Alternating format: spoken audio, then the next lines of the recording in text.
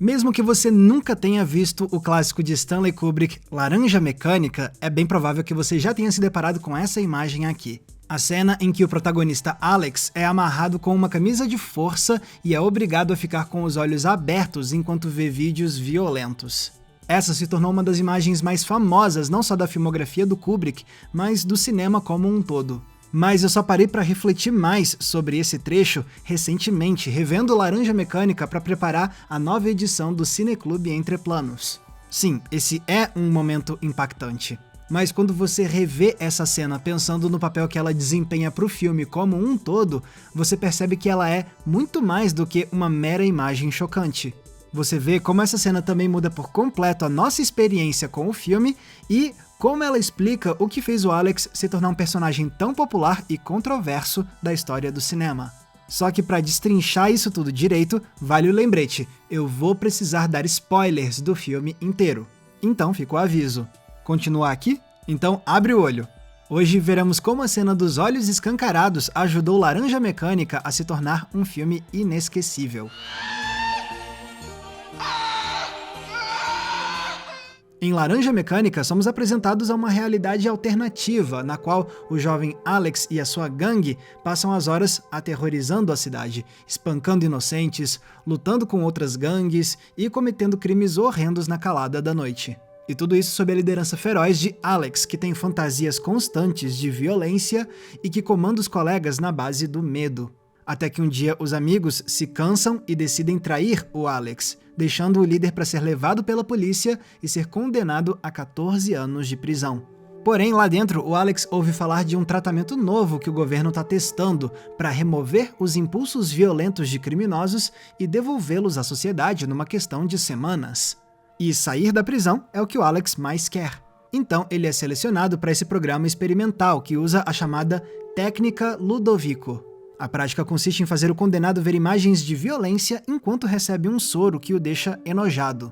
Assim, a cobaia é condicionada a ter uma reação automática de repulsa a qualquer instinto violento. E agora que ele é fisicamente incapaz de ser agressivo, ele pode voltar à sociedade sabendo que não fará mal a ninguém. A questão é que para ter esse resultado, a cobaia, no caso o Alex, precisa passar por uma verdadeira tortura, preso numa camisa de força e sendo obrigado a ter os olhos permanentemente abertos para que ele não possa desviar o olhar das imagens violentas. No começo, o Alex até que gosta da ideia, elogiando o filme que colocaram para ele. Mas com o passar do tempo, ele vai sofrendo cada vez mais com a tortura, até chegar num ponto em que ele está disposto a dizer qualquer coisa para se livrar do experimento. Imediatamente a cena impacta a gente por ser um conjunto de ideias muito perturbadoras. A sala escura, o protagonista incapaz de se mover, a angústia de não poder piscar os olhos e ter um médico pingando colírio o tempo todo. É uma sensação absoluta de impotência que só fica mais desesperadora quando o Alex começa a se apavorar e a gritar a plenos pulmões. Junte isso às imagens chocantes que ele precisa ver e você percebe que essa é uma tortura como você nunca viu antes. Inclusive, é também por isso que essa cena se tornou tão famosa. Até então, que eu saiba, nenhum filme tinha nos apresentado uma imagem exatamente assim, forçando o ator a ficar de olhos abertos dessa forma. O mais perto que eu consigo lembrar é a famosa cena de Um Cão Andaluz, o curta surrealista de Luis Buñuel, que usou efeitos especiais para trazer uma imagem de um olho sendo cortado por uma navalha. E por mais que a cena de Laranja Mecânica explore a mesma angústia de ter os olhos ameaçados, ela tem um impacto diferente porque a gente percebe que isso é genuíno, que não tem nenhum truque ou efeito especial ali. O ator Malcolm McDowell realmente teve que passar por isso. E esse realismo só deixa a imagem ainda mais angustiante, criando uma cena singular, diferente de qualquer outro filme.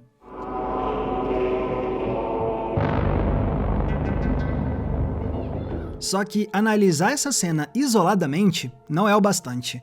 A gente também precisa ler esse momento no contexto do filme como um todo. Quando a gente faz isso, a gente percebe como esse é o grande ponto de virada que transforma totalmente a nossa percepção de Laranja Mecânica. E isso é por muitas razões. A mais evidente é o fato desse ser o instante que transforma o Alex. Antes dessa tortura, o protagonista era aquele criminoso terrível e assustador. Mas a partir do momento em que ele vira cobaia da técnica Ludovico, vemos que o tratamento funciona e agora ele não é mais violento. Não por vontade própria, mas sim porque o condicionamento o faz ser incapaz de cometer agressões. E disso nasce uma das principais argumentações de Laranja Mecânica, explicada pelo personagem do padre. Ele se opõe à técnica Ludovico porque caso o Alex se comporte bem, não vai ser por escolha própria, mas sim por ser forçado a seguir esse caminho. E, segundo o padre, quando você retira esse poder de escolha de um indivíduo, esse livre-arbítrio, você não tem mais um ser humano. O que, inclusive, explica o título do filme. Tal qual uma laranja mecânica, Alex aparenta ser orgânico por fora, mas por dentro ele virou um ser mecânico sem autonomia. E assim o Alex vai se manter durante a segunda metade do filme. Mas ao invés disso fazer a vida dele ser mais fácil, acontece o oposto e agora ele é quem vai ser o alvo de agressões e de abusos. Até mesmo os políticos vão usá-lo, já que o tratamento Ludovico causa um escândalo que faz a população se voltar contra o governo por usar um experimento tão desumano. O que vai levar à reversão da técnica Ludovico no final, com os mesmos políticos que torturaram o Alex agora querendo cooptá-lo para trabalhar para eles e criar uma fachada para o público de que tá tudo bem e perdoado.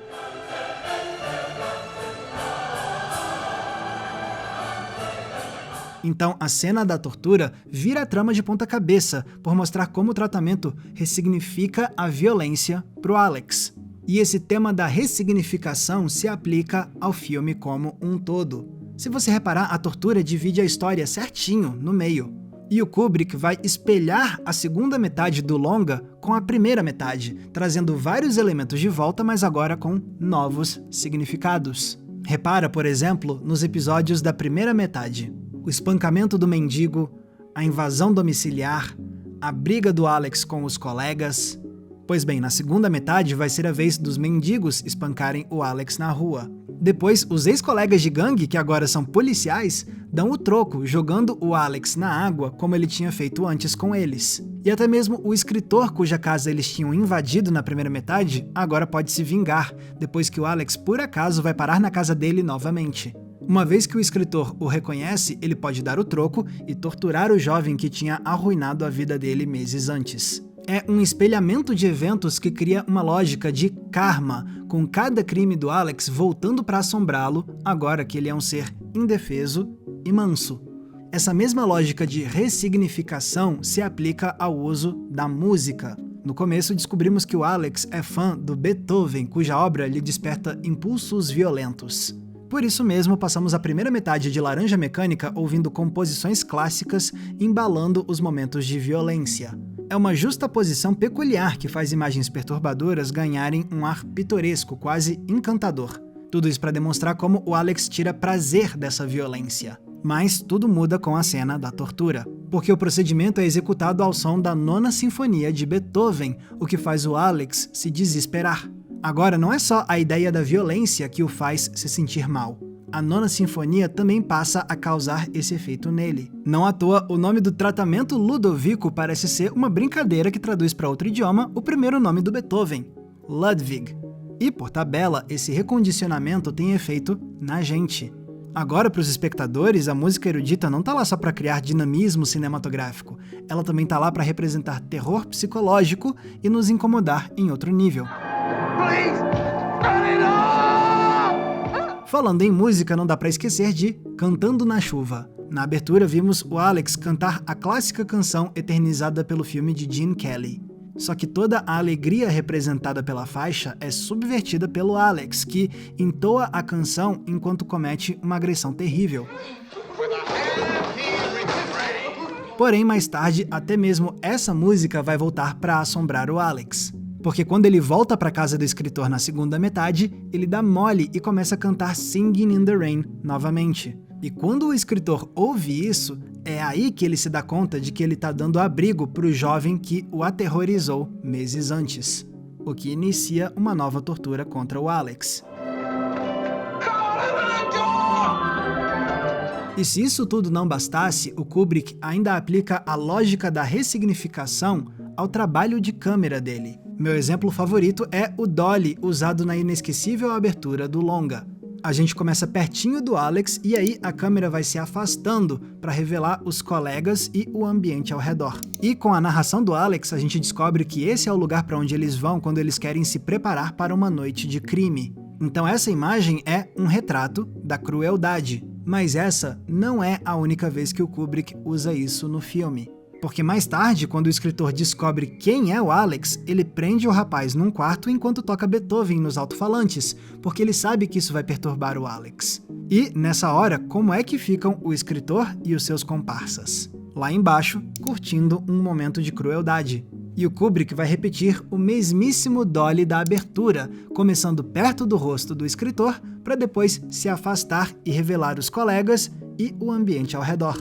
Essa é uma grande rima visual para fazer um paralelo com a delinquência da abertura e simbolizar como agora a crueldade está sendo cometida pelos intelectuais e não mais pelo Alex. E assim o Kubrick vai criando mais e mais rimas visuais. Outro exemplo é esse aqui, quando vemos o escritor pela primeira vez. Ele ouve a campainha e a câmera se move lateralmente para revelar a esposa dele. Aí, mais tarde, a gente descobre que essa esposa ficou tão traumatizada com a agressão do Alex e da gangue que ela tira a própria vida.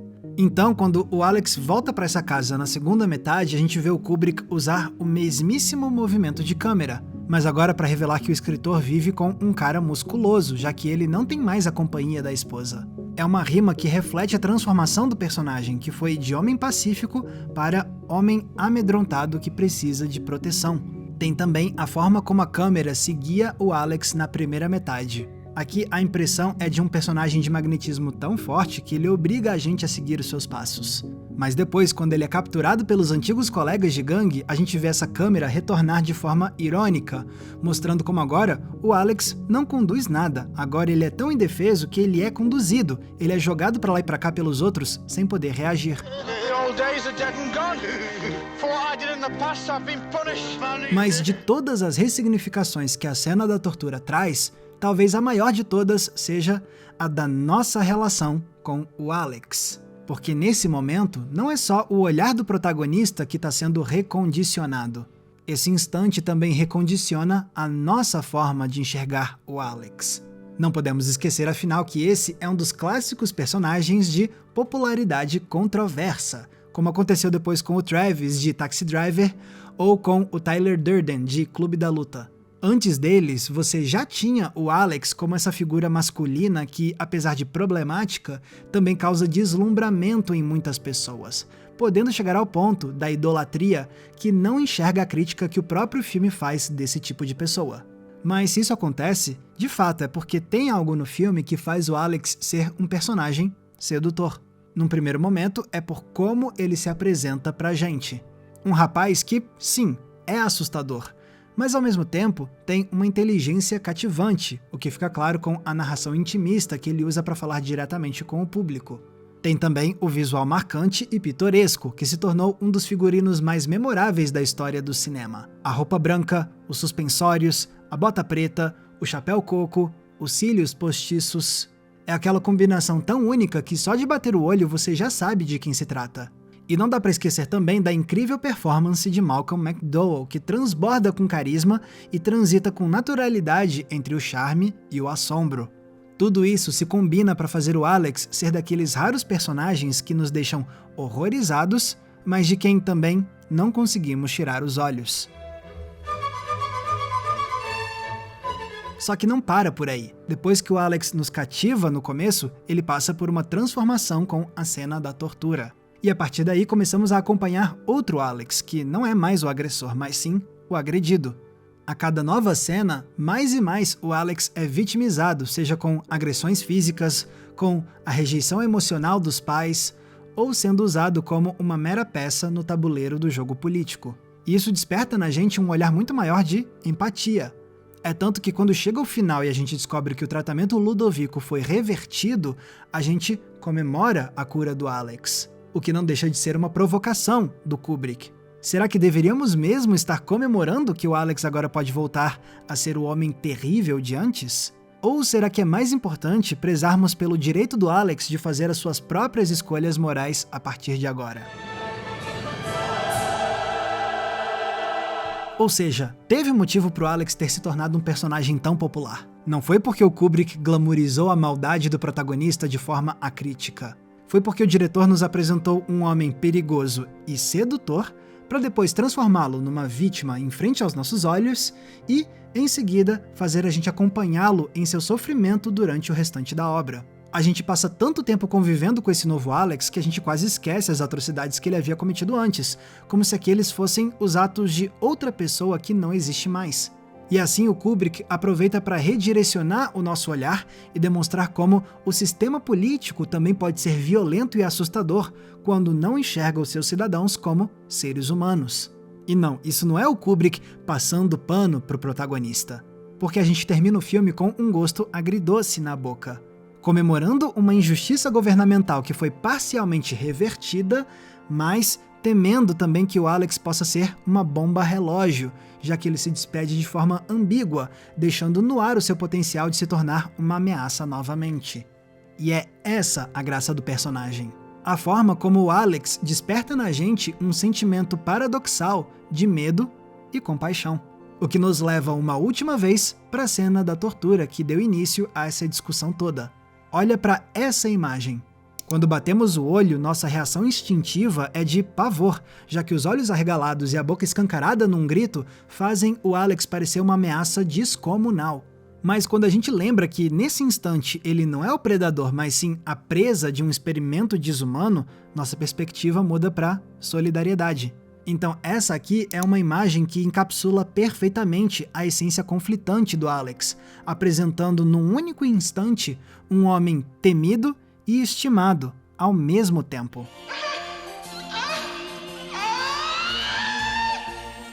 Não foi à toa, portanto, que a cena dos olhos abertos de Laranja Mecânica se tornou tão famosa.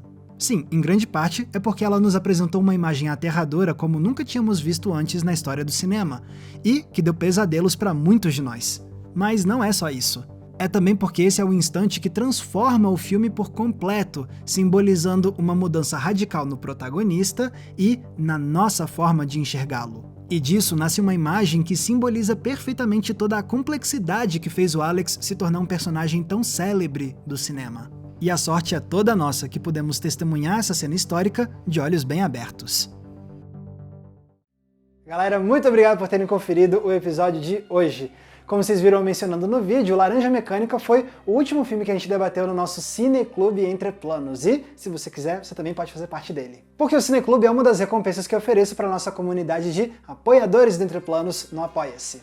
Além do Cineclube, também tem recomendação de filme toda semana no inbox do seu e-mail, grupo fechado e também uma live exclusiva para a gente trocar uma ideia ao vivo todos os meses. Para ter acesso a isso tudo e fazer parte dessa comunidade, é só clicar no link aqui embaixo na descrição. Lembrando também que se quiserem me acompanhar nas redes sociais, é muito fácil, basta me procurarem usando os nomes que estão aparecendo aqui embaixo de mim.